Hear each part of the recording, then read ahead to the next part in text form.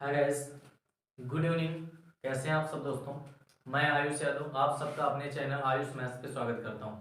तो हम लोगों ने स्टार्ट किया था मोशन, फिजिक्स हम लोग पढ़ रहे थे और फिजिक्स में मोशन स्टार्ट किया था यानी गति। और गति में कुछ बेसिक बातें हम लोगों ने कल पढ़ी थी, उसी को आज कंटिन्यू करते हुए आगे चलेंगे। और थोड़ा सा पहले हम आपको बता देते हैं कि हम लोगों ने कल जो बातें की थी वो क्या क्या थी। आप पिछला वीडियो देख सकते हैं, उसमें क्या क्या बातें हुई थी। हम लोगों ने ये समझा था कि क्या होता है मोशन और रेस्ट, और बाय डायग्राम यानी बाय ग्राफ द्वारा हम लोगों ने इसे समझा था। और कोई यहाँ हमने डेफिनेशन आपको रटाई नहीं थी, आपको विद कॉन्सेप्ट समझाया था कि रेस्ट एंड मोशन क्या होते हैं, कैसे इनको समझेंगे। ये सारी बातें हम लोगों ने कल जाना था। ओके, तो उसके बाद हम लोगों ने कुछ और बेसिक बातें की थी, जैसे डिस्टेंस और डिस्प्लेसमेंट की बात हमने की थी। डिस्टेंस और डिस्प्लेसमेंट में हम लोगों ने जाना था कि डिस्टेंस क्या होता है, डिस्प्लेसमेंट, उसी को आगे आज कंटिन्यू करते हैं। ओके, तो आप सब तैयार हैं? चलिए, तो हमने बात की थी, बात स्टार्ट हुई थी मोशन की, यानी हम लोग चैप्टर पढ़ रहे थे कौन सा, मोशन। मोशन यानी गति, गति की बात हो रही थी। और इसमें हम लोग कंटिन्यू कर रहे थे डिस्टेंस एंड डिस्प्लेसमेंट। डिस्टेंस की अगर बात करें, डिस्टेंस क्या होता है, तो डिस्टेंस में हमने आपको बताया था कि किसी भी व्यक्ति या वस्तु के द्वारा उसके द्वारा तय किए गए पथ की लंबाई को ही हम क्या कहते हैं, दूरी कहते हैं। और डिस्प्लेसमेंट की अगर बात करें, तो डिस्प्लेसमेंट की अगर बात की जाए तो ये होता है शॉर्टेस्ट डिस्टेंस। किन्हीं प्रारंभिक और अंतिम बिंदु के बीच की जो न्यूनतम दूरी होती है उसी को हम लोग क्या कहते हैं, डिस्प्लेसमेंट कहते हैं। उसी को हम लोग विस्थापन कहते हैं। क्या कहते हैं? विस्थापन कहते हैं। ओके, तो इन्हीं दोनों पर बात हो रही थी, उसी में आज आगे चलते हैं, कंटिन्यू करते हैं उसी को। और यहाँ से कैसे कैसे और कितने बेहतरीन सवाल एग्जामिनर पूछता है, कैसे कैसे एग्जाम में आते हैं क्वेश्चन, इन सब पर हम लोग बात करने वाले हैं। ओके, तो डिस्टेंस की अगर बात की जाए तो हमने कल कहा था कि ये क्या होता है, ये पॉजिटिव होता है। डिस्टेंस आपका क्या होता है, सदैव ऑलवेज पॉजिटिव होता है, ये हमेशा पॉजिटिव होता है। और डिस्प्लेसमेंट की बात अगर की जाए तो डिस्प्लेसमेंट जो होता है आपका, ये पॉजिटिव होता है, निगेटिव होता है और शून्य भी होता है। क्या होता है, हमने कहा था कि विस्थापन में आपको डायरेक्शन की बात की जाएगी, ये एक ऐसा अगर बात की जाए कैसी क्वांटिटी, किस तरह की राशि होती है, तो ये होती है सदिश, यानी आपका वेक्टर क्वांटिटी होती है। कैसी? वेक्टर। इसलिए आप इसमें डायरेक्शन, अगर आपसे कोई व्यक्ति कह दे कि आप इस समय यहाँ पर हैं और यहाँ से आप विस्थापित हो गए हैं, यहाँ से आप चलना स्टार्ट कर दिए, तो फिर आपसे बात की जाएगी कि आप किस डायरेक्शन में जा रहे हैं। आप ये बताएं तो पहले कि आप किस दिशा में गति कर रहे हैं। ओके, तो इसलिए ये आपका विस्थापन जो है ये सदिश राशि है, इसमें आपका परिमाण के साथ साथ आपके लिए दिशा की भी जरूरत पड़ती है। लेकिन अगर बात की जाए दूरी की, तो दूरी आपने कितना कवर किया इसके लिए किसी डायरेक्शन की जरूरत नहीं है। आपने अगर कह दिया कि हम 5 किलोमीटर गए हैं तो इसका मतलब आपने डिस्टेंस कवर की। लेकिन अगर आप 5 किलोमीटर उत्तर या दक्षिण किसी भी दिशा में जा रहे हैं तो इसका मतलब आप विस्थापन की बात कर रहे हैं। ओके, तो चलिए, और इसमें हमने कहा था कि ऐसी कौन सी सिचुएशन हो सकती है जिसमें डिस्टेंस और डिस्प्लेसमेंट दोनों बराबर हो सकते हैं। दोनों की बात की जाए, दोनों बराबर कब हो सकते हैं, तो हमने कहा था कि अगर कोई भी व्यक्ति एक स्ट्रेट लाइन में, कोई भी व्यक्ति वस्तु एक सीधी रेखा में मोशन करता है, गति करता है, मान लो ए से हो गया है बी तक, और यहां से बी तक जाने में उसने 10 किलोमीटर कवर किया है। डिस्टेंस कितना? 10 किलोमीटर। तो ए से बी तक गया है एक सीधी रेखा में, तो दोनों के बीच का जो पथ की लंबाई है वो 10 किलोमीटर, यानी आपका डिस्टेंस कितना है। अगर हम यहाँ डिस्टेंस की बात करें तो डिस्टेंस कितना है, तो आप कहेंगे 10 किलोमीटर। कितना है? 10 किलोमीटर। और अगर डिस्प्लेसमेंट की बात करें तो आप ये देख पा रहे हैं ए और बी के बीच की जो शॉर्टेस्ट डिस्टेंस होगी, जो मिनिमम दूरी होगी, वो कितनी होगी? 10, क्योंकि सीधी ही दूरी आपकी होती है डिस्प्लेसमेंट। तो यहाँ पर जो आपका डिस्प्लेसमेंट है वो कितना है, तो वो भी 10 किलोमीटर है। तो एक ऐसी सिचुएशन, एक ऐसी कंडीशन जहाँ पर दूरी और विस्थापन दोनों क्या हो सकते हैं, बराबर हो सकते हैं, तो वो कौन सा है, जब कोई वस्तु या व्यक्ति सीधी रेखा में गति करता है। तो दोनों बराबर रहते हैं सदैव। इसके बाद अगर बात करें तो क्या दूरी विस्थापन से बड़ी होगी या छोटी होगी, या फिर सदैव बड़ी या छोटी, ऑलवेज अगर बात की जाए हमेशा बड़ी होती है छोटी होती है, तो इस पर हम बात समझ सकते हैं। यहाँ आप ये देख पा रहे हैं कि दूरी और विस्थापन एक दूसरे के क्या हो गए, बराबर हो गए हैं। लेकिन अगर कोई व्यक्ति, हमने कहा कि बिंदु ए से स्टार्ट किया है चलना, ए से गया है बी तक, मान लेते हैं ये गया है 5 किलोमीटर, और बी से फिर गया है सी तक, और इसे मान लेते हैं बी से सी तक गया है कितने किलोमीटर, 12 किलोमीटर। कितना, तो आप बताएं ए और सी के बीच की दूरी कितनी हो जाएगी, तो हम कहेंगे 13 हो जाएगी। अगर आप पाइथागोरस प्रमेय लगाएंगे तो यहाँ से कितना आ जाएगा, 13 किलोमीटर। कितना, 13। तो आप ये बताएं कि डिस्टेंस कितना कवर किया गया है। तो अगर डिस्टेंस की बात की जाएगी तो डिस्टेंस हम कहेंगे कि उसके पथ की लंबाई जो थी, ए से बी गया है पहले, उसके बाद बी से सी गया, तो 12 और 5 मिला करके 17 किलोमीटर जा रहा है। कितना जा रहा है, 17 किलोमीटर। अगर हम आपसे कहेंगे कि विस्थापन कितना, डिस्प्लेसमेंट कितना है, विस्थापन की अगर बात की जाएगी यहाँ पर, तो हम कहेंगे दोनों के बीच जो सीधी रेखा है, यानी जो शॉर्टेस्ट डिस्टेंस है, यानी मिनिमम दूरी जो है, वो ए सी के बीच में कितनी है, 13 किलोमीटर। तो यहाँ पर हम एक चीज देख पा रहे हैं कि जो दूरी है वो विस्थापन से क्या आ रही है, बड़ी आ रही है। और यहाँ पर आप देख पा रहे थे दूरी और विस्थापन दोनों क्या है। तो यहाँ से दो बातें तो क्लियर हो गई कि दूरी और विस्थापन एक दूसरे के बराबर हो सकते हैं। दूरी और विस्थापन एक दूसरे के, दूरी यहाँ सदैव विस्थापन से क्या हो जाएगी, बड़ी हो जाएगी, चीज तो कन्फर्म है। लेकिन क्या कभी दूरी विस्थापन से छोटी हो सकती, तो कभी नहीं हो सकती। शॉर्टेस्ट डिस्टेंस हमेशा कम होगी, कभी वो ज्यादा नहीं हो सकती दूरी से। तो इसलिए हमको ये ध्यान रखना होगा कि जो दूरी होती है वो या तो विस्थापन के बराबर हो सकती है या फिर बड़ी हो सकती है, लेकिन कभी भी वो छोटी नहीं हो सकती विस्थापन से। ओके, तो यहां से हम एक नोट डाल के लिखेंगे, एक नोट पॉइंट ये समझेंगे कि दूरी और विस्थापन में, यहां से भी डायरेक्ट आपको प्रश्न मिलने वाले हैं इनसे रिलेट करके कि कौन बड़ा या छोटा होता है, और कैसा प्रश्न एग्जाम पिछले कई वर्षों में पूछे गए हैं, इस पे बात करते हैं। तो अगर आपसे ये कह दिया जाए पहली चीज कि दूरी सदैव क्या होती है, विस्थापन क्या तो बराबर होगी या फिर बड़ी होगी, लेकिन कभी छोटी नहीं हो सकती है। तो आपसे क्वेश्चन यहाँ पे पूछा जा सकता है, आपसे प्रश्न क्या किया जा सकता है कि एक व्यक्ति की दूरी, एक व्यक्ति द्वारा तय की गई दूरी, एक व्यक्ति के द्वारा तय की गई दूरी मान लेते हैं डी, कितनी है, डी मीटर या किलोमीटर है, डी मीटर है, तथा विस्थापन यस है। विस्थापन क्या है, यस मीटर है।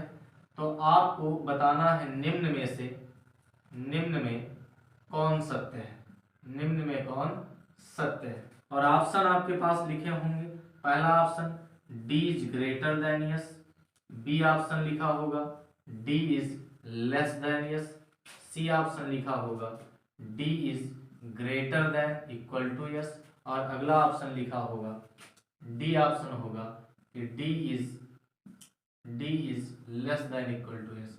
आपके पास इस तरह के ऑप्शन बनाकर दे दिए जाएंगे। ओके, तो अब आप बताएं इसमें कौन सा ऑप्शन सही होगा, क्लियर करें कौन सा ऑप्शन यहाँ पर सही होने वाला है। ओके, तो एक व्यक्ति द्वारा तय की गई दूरी कितनी है, डी मीटर है, तथा उसका विस्थापन जो है वो यस मीटर है। निम्न में कौन सा सत्य होगा, आपको ये बताना है कि चार ऑप्शन में से कौन सा पॉसिबल है जो हो सकता है। तो आप देखें यहाँ पर कि हमने कहा है अभी कि दूरी या तो विस्थापन के बराबर होगी या उससे बड़ी होगी, लेकिन कभी छोटी। तो दूरी यहाँ डी है, यानी डी यहाँ पर छोटा है, ये कभी ऑप्शन नहीं हो सकता। डी यहाँ पर छोटा है, ये कभी ऑप्शन नहीं हो सकता। अब आप बताएं क्या डी हमेशा एस यानी विस्थापन से बड़ा होता है, तो बड़ा हमेशा नहीं हो सकता, ये भी बात सही नहीं है। या तो वो डी बड़ा होगा विस्थापन से या फिर उसके बराबर होगा, यानी ऑप्शन नंबर सी आपका सही होगा। ओके, तो यहाँ पर आप ये देख पा रहे हैं कि सी ऑप्शन सही है, क्योंकि या तो दूरी बड़ी होगी या फिर विस्थापन के बराबर होगी, लेकिन कभी भी छोटी नहीं होगी। तो आपका ऑप्शन नंबर सी सही हो जाएगा। ओके, बात पूरी तरह समझ में आ रही है। चलिए आगे चलते हैं, फिर इस पे और कैसा क्वेश्चन आपको मिलेगा उन सभी प्रश्नों पे आज हम बात करने वाले हैं। चलिए अगला क्वेश्चन क्या है देखते हैं। तो आगे इसी तरह आपको लगातार क्लास मिलेंगी। जैसे आपने कल पढ़ा कि हमने मोशन की शुरुआत की और उसमें आपको मजा भी आया होगा। आपके कमेंट्स देखकर पता चला कि हाँ आप कॉन्सेप्ट पढ़ना चाहते हैं, कॉन्सेप्ट आपकी समझ में भी आ रहे हैं, इसलिए आपको कंटिन्यू ये क्लास मिलेगी। आपको फिजिक्स यहाँ कंप्लीट कराई जाएगी आयुष मैथ्स पर, इसलिए हमने कहा कि इस पे फिजिक्स, मैथ्स और रीजनिंग आपको पढ़ाई जाएगी। तो इसलिए बने रहिए, अपने सभी दोस्तों को बताएं इस चैनल के बारे में, ज़्यादा से ज़्यादा आप शेयर करें। और अगर आप पहली बार इस चैनल पर जुड़ रहे हैं, आप पहली बार क्लास अटेंड कर रहे हैं, तो सब्सक्राइब कर लीजिए और बेल आइकन प्रेस कर दीजिए, क्योंकि आपको सबसे पहले वीडियो मिल सके। ओके, तो चलिए आगे चलते हैं, इस पे बात करते हैं। आपको एक सवाल कई बार पेपर में यहाँ से देखने को मिल सकता है कि कहा जाएगा कि दूरी और विस्थापन का अनुपात क्या होता है। आपसे ये क्वेश्चन कहा जाएगा कि दूरी और विस्थापन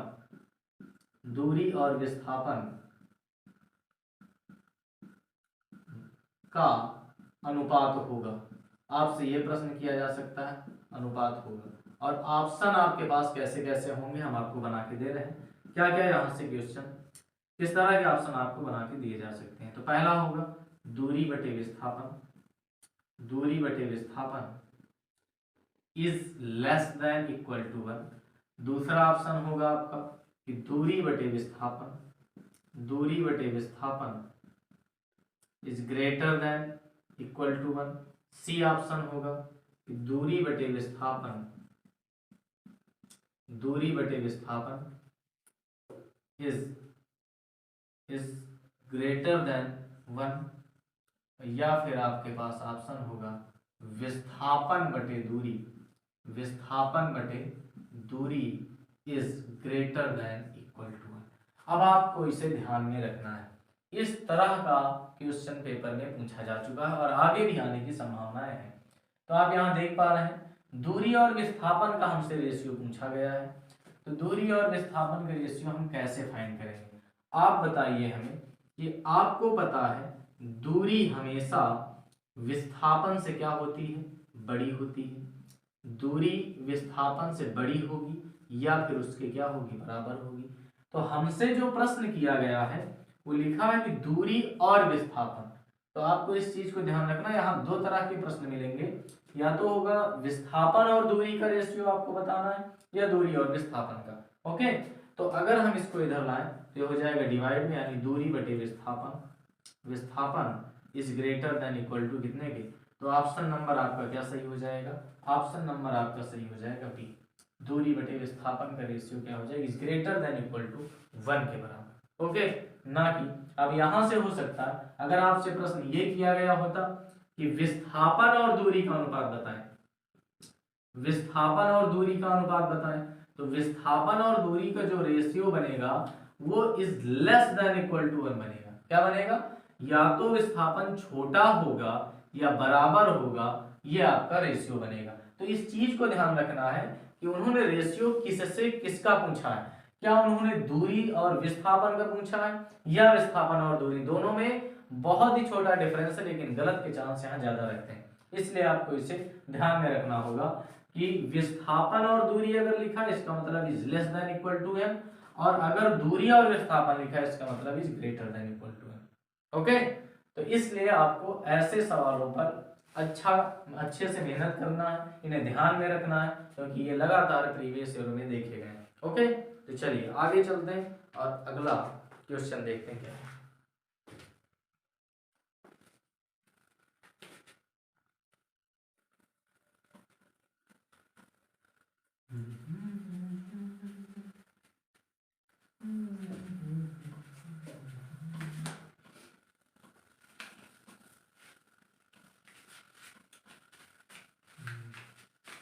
तो लगातार ऐसे ही आप पढ़ते रहिए, क्योंकि दूसरा कोई ऑप्शन है नहीं। अगर आप को जॉब चाहिए, आपको सरकारी नौकरी चाहिए, एक सपना है, तो इस समय का बहुत अच्छे से यूटिलाइज करना है, बहुत अच्छे से उपयोग करना, क्योंकि समय किसी को सफल नहीं बनाता है। हमेशा अगर कोई व्यक्ति समय का सही इस्तेमाल करता है तो वो सफल बनता है। इस चीज का ध्यान रखिएगा कि आपका समय आएगा, अगर इस इंतजार में बैठे हैं तो फिर आप बैठे रह जाएंगे। ओके, तो आपको ध्यान रखना है कि समय का अगर आप सही उपयोग करते हैं तो आप जरूर सफल होंगे। इसलिए आज आपका समय है पढ़ने का, तो आप कंटिन्यू पढ़िए, ना कि अन्य चीजों में अपना टाइम वेस्ट करें। ओके, तो चलिए आगे चलते हैं और एक क्वेश्चन यहां से लेते हैं। कई बार ऐसे क्वेश्चन मिल चुके हैं पेपरों में। जैसे एक व्यक्ति है, अ पर्सन, एक व्यक्ति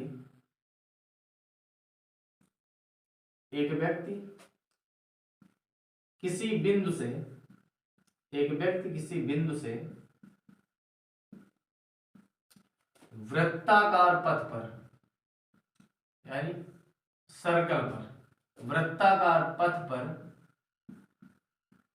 गति करता है, वृत्ताकार पथ पर गति करता है, गति करते हुए एक चक्कर लगाता है। कितना? एक राउंड लगाता है, कंप्लीट एक चक्कर लगाता है। तो प्रश्न है कि पहला, उसके द्वारा तय की गई डिस्टेंस कितनी है और उसके द्वारा तय किया गया विस्थापन कितना है। क्वेश्चन आपके पास ये है कि उसके द्वारा तय की गई दूरी कितनी है और उसके द्वारा तय किया गया विस्थापन कितना है। क्लियर है? तो बहुत ही इजी, कई लोगों का आंसर आ चुका होगा। यदि कोई व्यक्ति किसी बिंदु से वृत्ताकार पथ पर एक चक्कर पूरा लगाता है तो उसके द्वारा तय की गई दूरी और विस्थापन आपको ज्ञात करना है। चलिए देखते हैं। मान लें कि अगर एक व्यक्ति यहाँ ए बिंदु पर है, यहाँ से स्टार्ट करता है चलना और ये वृत्ताकार पथ पर चलता है, तो आप बताएं, अभी हमने कहा था डिस्टेंस क्या होता है, किसी भी व्यक्ति या वस्तु द्वारा तय किए गए पथ की कुल लंबाई जो होती है उसी को हम लोग क्या कहते हैं? डिस्टेंस कहते हैं। उसी को क्या कहते हैं? डिस्टेंस कहते हैं। तो ए से एक व्यक्ति चला है और इस पथ की लंबाई, यानी ये जितनी लंबाई होगी वही उसकी क्या होगी? दूरी होगी। टोटल पाथ लेंथ आपका डिस्टेंस होता है। तो आपको पता है कि सर्कल का क्या है? सर्कमफ्रेंस, यानी उसकी परिधि है। तो परिधि होती है 2 पाई आर, यानी जितनी परिधि होगी उतना ही वो डिस्टेंस कवर कर चुका है, यानी 2 पाई आर। कितना? सर्कमफ्रेंस यानी उसकी परिधि कितनी होती है? 2 पाई आर। तो उसने डिस्टेंस कितना कवर किया होगा? 2 पाई आर। एक चक्कर उसने कंप्लीट लगाया। ओके, तो इसके बाद देखिए विस्थापन की अगर बात करें तो विस्थापन के बारे में आपको पता है कि अगर प्रारंभिक बिंदु और अंतिम बिंदु के बीच की जो दूरी है अगर वो शून्य है तो उसका विस्थापन में कितना हो जाएगा? शून्य हो जाएगा। तो आपको पता है व्यक्ति चला कहां से था? ए से, और अंत में कहां पर रुका है? ए पर। इसलिए उसका प्रारंभिक बिंदु और अंतिम बिंदु के बीच की दूरी कितनी? 0। तो विस्थापन कितना हो जाएगा? 0 हो जाएगा। ओके, क्लियर है? समझ में आया पूरी तरह? चलिए, अगर समझ में आ रहा तो लाइक कर दीजिए इस वीडियो को और आगे चलते हैं फिर। ओके, अब इसी में सवाल थोड़ा सा चेंज कर दिया जाए। सवाल चेंज करके हो सकता है आपसे कह दिया जाए कि एक व्यक्ति वृत्ताकार पथ पर गति करते हुए एक चक्कर ना लगाता है, 2 चक्कर लगाता है। कितने चक्कर लगाता है? करते हुए 2 चक्कर लगाता है। तो आप बताइए, अगर 2 चक्कर लगाएगा तो कंप्लीट यहां से यहां तक 2 बार आएगा और ये आपका दूरी कितना हो जाएगा? फिर 4 पाई आर हो जाएगा। कितना हो जाएगा? 4 पाई आर। लेकिन विस्थापन की बात की जाए तो विस्थापन अभी भी क्या है? 0 है, क्योंकि प्रारंभिक बिंदु और अंतिम बिंदु एक ही है, एक ही पॉइंट यहाँ पर है, चला भी यहीं से था और अंत में रुका भी यहीं, इसलिए उसका इनिशियल पॉइंट और आपका लास्ट पॉइंट यानी फाइनल पॉइंट यहीं पर है। तो विस्थापन कितना हो जाएगा? 0 हो जाएगा। क्लियर है? चलिए आगे चलते हैं और अगला क्वेश्चन देखते हैं क्या हो सकता है यहां से। अगर इसी में आपसे कह दिया जाए, अगर इसी में आपसे ये कह दिया जाए कि एक व्यक्ति ए से चला है, एक व्यक्ति कहां से चला? ए से, और इस मार्ग से होते हुए बी पर पहुंचा है। अर्ध वृत्ताकार पथ पे चल करके, वृत्ताकार पे चला लेकिन कहां तक चला है? बी तक चला। तो आपसे यहां से क्वेश्चन ये किया जा सकता है, क्वेश्चन आपसे किया जा सकता है कि उसके द्वारा तय की गई डिस्टेंस ज्ञात करें, उसके द्वारा तय की गई दूरी ज्ञात करें, और यह आपसे पूछा जाएगा कि उसके द्वारा कितना डिस्प्लेसमेंट तय किया गया है। ओके, चलिए अब आप आंसर दे सकते हैं। हो सकता है आप इसमें थोड़ा सा फंस जाए। ठीक ठाक सवाल है, आपका आंसर आना चाहिए अगर आपने विस्थापन और दूरी समझ गए तो। ओके, चलिए तो यहाँ से आप ये देख पा रहे होंगे, अभी हमने कहा डिस्टेंस क्या होगा, उसके पथ की लंबाई, तो ये इस रास्ते से गया है और यहाँ तक पहुंचा। आपको पता है टोटल जो आपका सरकमफ्रेंस यानी परिधि होती है वो 2 पाई आर होती, तो चला कितना है, आधा, इसका मतलब वो पाई आर चला है। कितना चला, पाई आर चला। ये तो उसकी हो गई डिस्टेंस। लेकिन अगर आपसे हम कहें कि उसके द्वारा तय किया गया विस्थापन कितना है, विस्थापन कितना उसने कवर्ड किया है, तो आप कहेंगे विस्थापन के लिए सीधा मार्ग यानी उनके बीच जो शॉर्टेस्ट डिस्टेंस होगी वही आपका विस्थापन होगा। तो विस्थापन आप यहाँ से देखें कितना कवर किया, ये आपको पता है डायमीटर है यानी ये व्यास है, और इसमें कितने रेडियस होंगे, 2 रेडियस होंगे। कितने होंगे, 2। तो इसका मतलब उसने विस्थापन कितना कवर किया है, 2r कवर किया है। कितना, 2r। मजा आ रहा पूरी तरह से। चलिए तो ऐसे ही बने रहिए आप क्लास में, और ऐसे ही लगातार आपको बेहतरीन कॉन्सेप्ट के साथ हम रूबरू करेंगे और बहुत मजा आने वाला है। चलिए आगे चलते हैं फिर।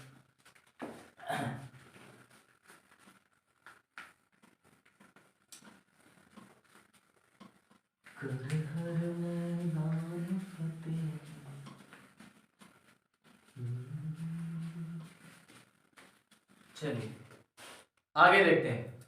तो अगर आपसे यहीं पर कभी कभी हो सकता है क्वांटिटी के बारे में बात कर ली जाए, कुछ राशि के बारे में, स्केलर क्वांटिटी क्या होती है, वेक्टर क्वांटिटी क्या होती है, तो थोड़ी सी बातें हम यहाँ पर कर लेते हैं। Scalar quantity and vector quantity क्या होती है। स्केलर एंड अदिश राशि की अगर बात की जाए, स्केलर अदिश राशि, अदिश राशि यानी स्केलर क्वांटिटी कौन सी, स्केलर क्वांटिटी। और दूसरा है आपका सदिश राशि। कौन सा है, सदिश राशि। सदिश राशि का मतलब वेक्टर क्वांटिटी। कौन सा, वेक्टर क्वांटिटी।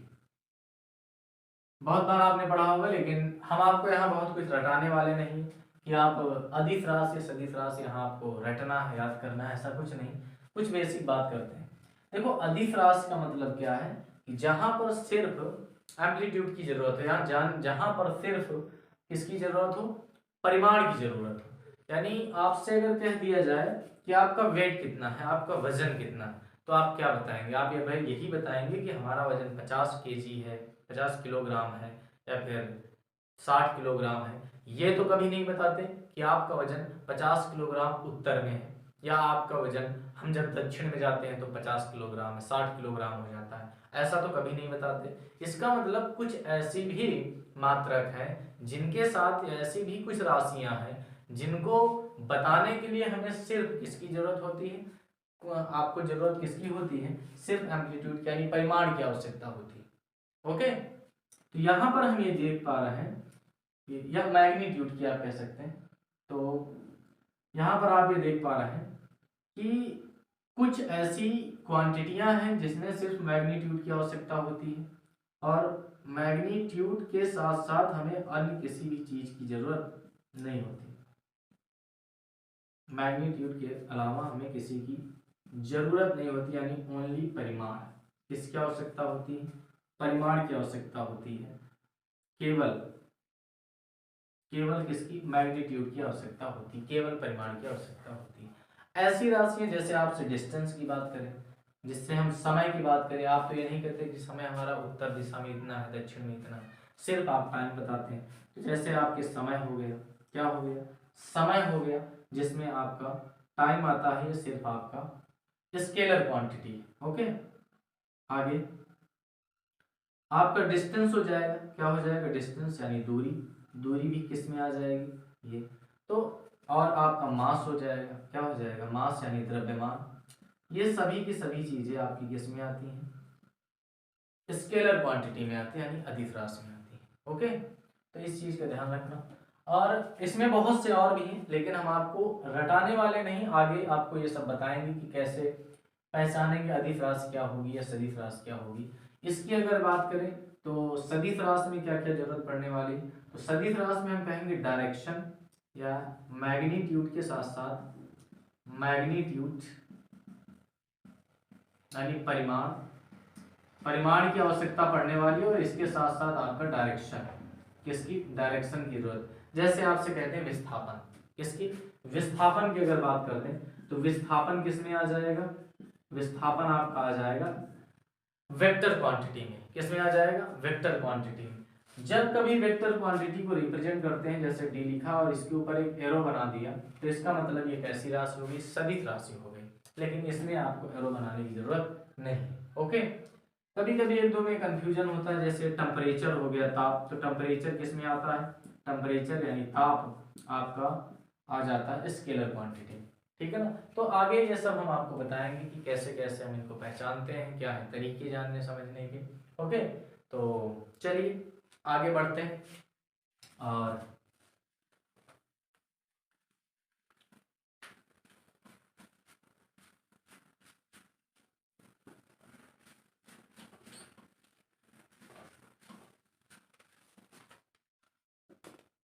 जैसे आपसे कह दिया जाए कि कोई व्यक्ति ए से बी तक गया है, मान लेते हैं 500 किलोमीटर, कितना गया है 500 किलोमीटर, और 500 किलोमीटर जाने में उसने समय लिया है, मान लेते हैं 20 घंटे। कितने घंटे, 20 घंटे। तो आपसे प्रश्न यहाँ किया जाएगा कि उसकी बताएं एवरेज स्पीड क्या रही होगी, क्या रही होगी एवरेज स्पीड। तो औसत चाल की अगर हम बात करें यहाँ से कि एवरेज स्पीड क्या रही होगी, तो आप कहेंगे एवरेज स्पीड, हम कहेंगे डिस्टेंस कितना कवर किया है 500 किलोमीटर और कितने समय, 20 घंटे में। तो उसकी जो एवरेज स्पीड थी वो कितनी थी, 25 किलोमीटर पर आवर, यानी वो किस स्पीड से गया है, 25 किलोमीटर प्रति घंटा। ये इसकी औसत चाल थी। लेकिन अगर यहीं पर यह व्यक्ति पुनः यहाँ से वापस आने लगे, क्या आने लगे, पुनः वापस आने लगे, और उसको कुछ और समय लगे, तो फिर उसकी एवरेज स्पीड क्या होगी। तो इसके लिए आपको दिक्कतें होती हैं कि एवरेज स्पीड हम कैसे फाइंड करें। ओके, तो चलिए देखते हैं कि एवरेज स्पीड हम कैसे फाइंड करेंगे।